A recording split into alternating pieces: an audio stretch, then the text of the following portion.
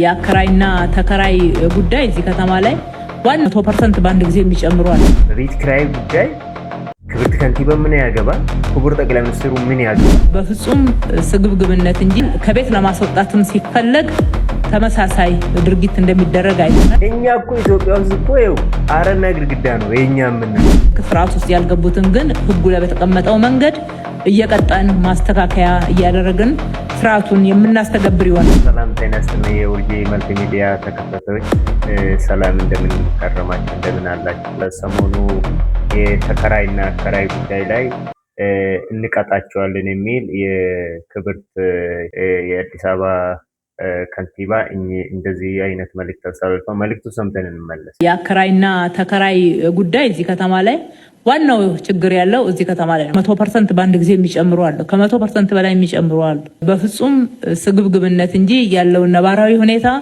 የሚያሳይና ለዛ ተብሎ የሚደረግ እንዳልሆነ አይተናል። ከቤት ለማስወጣትም ሲፈለግ ተመሳሳይ ድርጊት እንደሚደረግ አይተናል።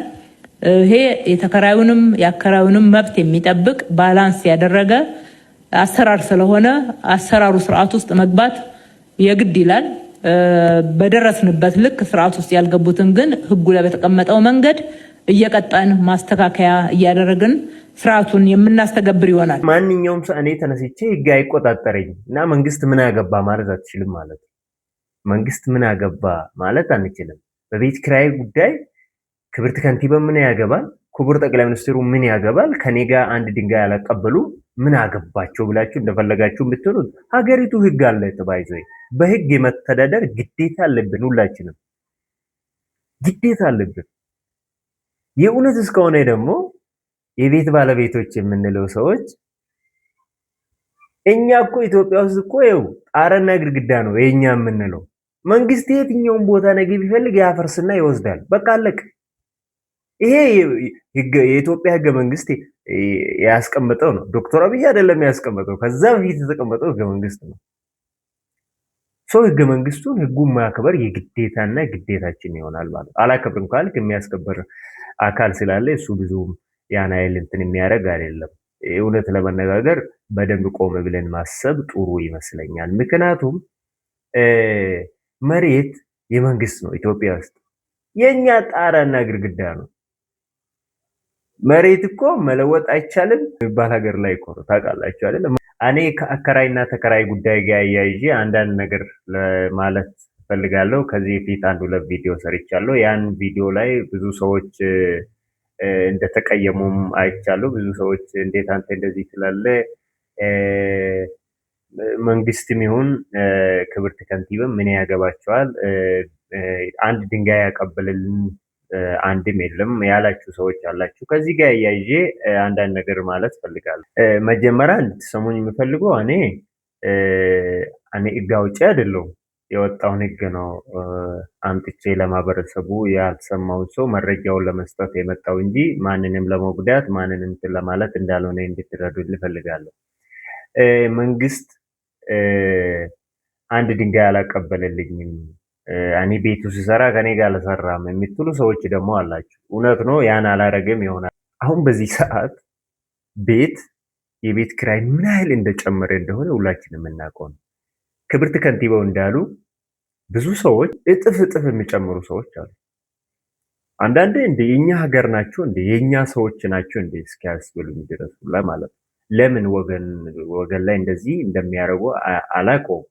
በእርግጥ አከራይም ያንኑ ቤቱን ነው አከራይቶ ገቢውን የሚጠብቀው እናውቃለን።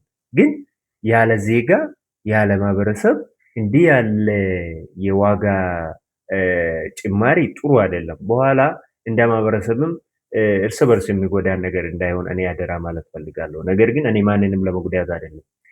የወጣውን ህግ ደግሞ እንደ ሚዲያ ባለሙያ የወጣውን ህግ አምጥቼ ለኦዲየንሱ ለኔ ፋሚሊ ለኔ ተከታታይ ማቅረቤ እንደ ኃጢአት ወይም ደግሞ እንደ ወንጀል የሚታይበት ምንም እንትን የለውም።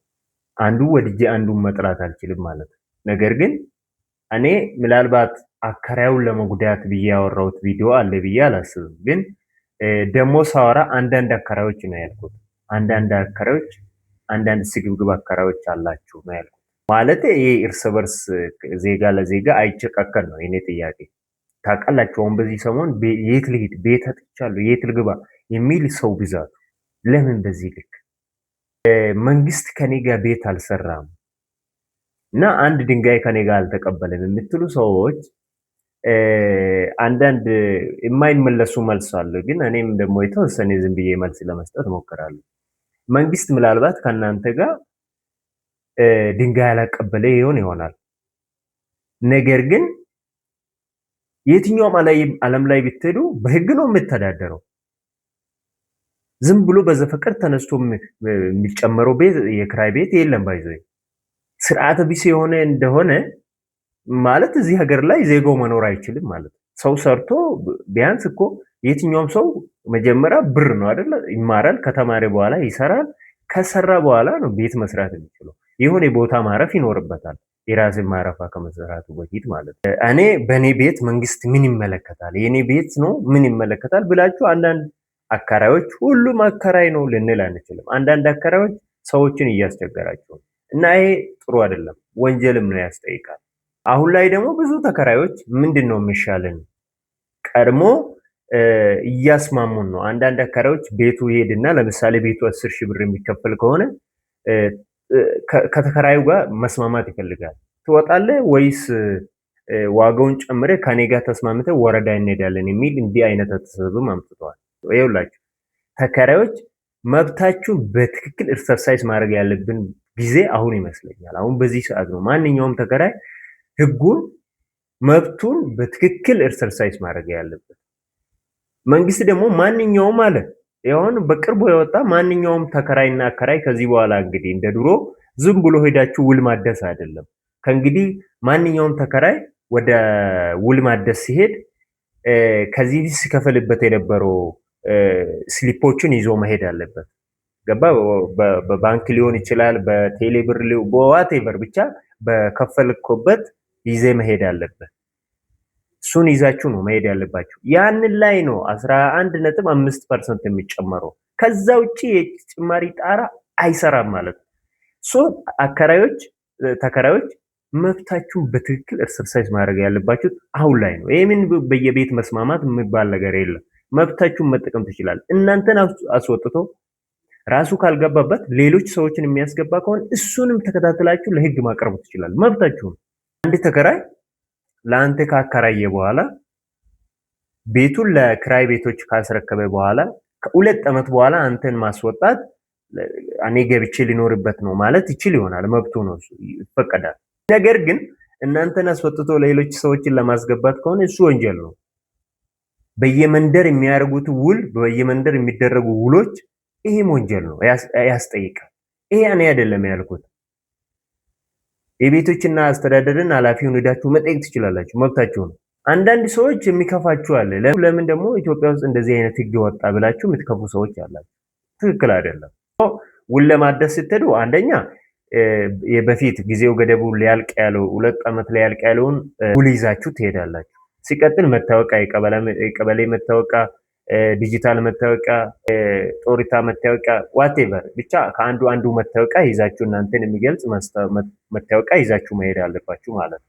ብቻል ዲጂታል መታወቂያ ቢኖራችሁ አሪፍ ነው። ከዛ በመቀጠል አከራዩ ራሱ ከሆነ የራሱ ነው፣ ራሱ ሄዶ መገኘት ይችላል። ተወካይ ከሆነ የውክልና ኦሪጂናሉና ኮፒውን ይዞ መሄድ አለበት ማለት ነው። በዚህ ሂዳችሁ በፊት ከምትከፈሉት ላይ 11.5% የጭማሪ የተደረገውን ፐርሰንት ጨምራችሁ ውላችሁ ማደስ ትችላላችሁ። በዚህ አጋጣሚ ልነግራችሁ የምፈልገው አንድ ሰው 2 ዓመት ሞልቶ ውሉ ሳያሳድስ 2 ወር 3 ወር ከቆየ ይቀጣል። የቤቱን የ2 ወር የ3 ወር ይቀጣል፣ ሂዶ ባለማደሱ ብቻ ማለት ነው። በመንደር ውስጥ በተለያየ በየመንደር ውስጥ የምታረጉ ውሎችም ተቀባይነት የለውም፣ ያስቀጣል እሱ። ይሄ ተከራይም አከራይም ይሄን ጉዳይ በአጽንኦት ማሰብ መስማት አለበት ብዬ አስባለሁ። ለተከራይም ለአከራይም ይጠቅማል ብዬ የማስበው ኢትዮጵያዊነትን አስቀድሙ። ኢትዮጵያዊነት እርስ በርስ የምንተሳሰብ ዜጎች ነን እና እርስ በርስ እንተሳሰብ። አንድ ሰው ማሰብ ያለባቸው የቤት አከራዮች ይኸውላችሁ ቤት አከራዮች ሰው ቤት መቀየሩ በራሱ አሰልቺ ነገር ነው። አንድ ሲቀጥል የሆነ ቦታ መጥቶ አንድ ሰው የሆነ ቦታ የተከራየው እኮ ይመቸኛል፣ ይሄ ሰፈር ለትምህርት ቤት ቅርብ ነው፣ ለስራ ቅርብ ነው፣ ለልጆቼ ለትምህርት ቤት ቦታ ቅርብ ነው፣ ለስራ ቦታ ቅርብ ነው ብሎ ስላሰበ ነው የመጣው። እንደገና ደግሞ እናንተ እንትን ስታደርጉ ሌላ ቦታ ሄዶ ለመከራየት የትምህርት ቤት መጉላላት አለ፣ የትምህርት ቤት ቦታ መበላሸት፣ የስራ ቦታ መራራቅ፣ ብዙ ችግሮች ይፈጠራል። ይሄን እንደ አንድ ኢትዮጵያዊ አስባችሁ እባካችሁ እንደው ይሄ መንግስት ጣልቃ ባይገባም እንዲህ አይነት ነገር እርስ በርስ ብንተሳሰብ የተሻለ ነው ብዬ አስባለሁ። እኔ አንዳንዴ ምን እላለሁ እንዴ መንግስት ባይኖር ዜጎች በቃ እርስ በርስ ምን ሊደራረጉ ነው ይላሉ አንዳንዴ። እውነት ለተከራይ ብቻ የወገንኩ የሚመስላችሁ ወገኖች ደግሞ አንዳንዴ ህግ ለተከራይም እንደሚቆም ለተከራይም ይቆማል። ለምሳሌ አንዳንድ ተከራዮች የቤት ክራዩን ጊዜ አሳልፋችሁ ለምሳሌ 2 ሳምንት 1 ሳምንት አሳልፋችሁ ለሰውዬ የምትሰጡ ከሆነ ይሄም ባይዘ ከቤት እስከ ማስወጣቱ ላይ ይደርሳል። ጠጥታችሁ ሰፈር የምትረብሹ ከሆነ ይሄም ከቤቱ እንድትወጡ ያስደርጋል። ምክንያቱም ለአከራዩ በጊዜው ገንዘቡን የማትሰጡ ከሆነ ይሄም ህጉ አይደግፍም። ለእናንተም ህጉ ልክ ለአከራዩ ለተከራዩም እንደምቆም ለእናንተም ህጉ ይቆማል ብዬ ነው። እና ይሄ እኔ ለአንዱ ለመወገን ፈልጌም አይደለም፣ ግን ምን ነው አንዳንዴ ምን እያደረገን ነው ብዬ አስባለሁ። አንዳንድ ሁሉም አይደሉም ባይዘይ በጣም ስንቱ ደግሞ ጥሩ ጥሩ አከራዮች አሉና የነሱ ስምም እንዳንል ጥንቃቄ ማድረግ አለብን። መቼም በጋድ የሚደረግ የለም። ሁሉም እኮ በግልጽ የምታይ ነገር ነው። አሁን ከተማ ውስጥ ሰው የት ልገባ ነው እንዴት ሊሆን ነው? ያውም በዚህ ክረምት እንዲህ አይነት ነገር የሚያደርጉ አከራይም አሉ። ስለዚህ ተከራዮች እንዲህ አይነት ነገር የሚያደርጋችሁን አንደኛ ቀበሌ የተዋዋላችሁበት ቦታ ሄዳችሁ ሪፖርት ማድረግ፣ እዛ ካልሆነላችሁ ኃላፊዎች ጋር መሄድ፣ ከዛም ክፍለ ከተማ እየሄዳችሁ መብታችሁን በትክክል ኤክሰርሳይዝ ማድረግ ይኖርባችኋል ብዬ አስባለሁ። ይሄን በትክክል እኔንም እንድትረዱኝ በዚህ አደራ ማለት ፈልጋለሁ። እኔ ደግሞ እንደ አንድ የሶሻል ሚዲያ ባለቤት ለህብረተሰቡ ለኦዲየንሱ ወቅታውን የጠበቀውን ጉዳይ ይዤ አምጥቼ ማወያየት ለኔ ምንም እንደ ኃጢአትም አይታይም። ሀሳባችሁ ግን እኔ የማንኛውም ሀሳብ እቀበላለሁ። ሀሳባችሁን በኮመንት እንዲሁ እንድታሳውቁኝ በዚሁ አጋጣሚ ጠይቃቸዋል። ሁሉንም ማስደሰትም አልችልም፣ እንደዛም አላስብም። የትኛውም ጎዳ ማህበረሰብም እንደሌለኝ እኔ ደግሞ በዚህ አጋጣሚ ለእናንተ ልነግራችሁ ፈልጋለሁ። ስለነበረኝ ጊዜ በጣም አመሰግናለሁ። በጣም ወዳችኋለሁ፣ አከብራችኋለሁ። እሳቤ ከተመቻችሁ ሰብስክራይብ እንድታደርጉ፣ ያልተመቻችሁም ካላችሁ ደግሞ ኮመንት እንድታደርጉ በዚህ አጋጣሚ እነግራችኋለሁ። ስለነበር ጊዜ እኔ ግን በጣም አመሰግናለሁ። ቸር ሰንብቱ።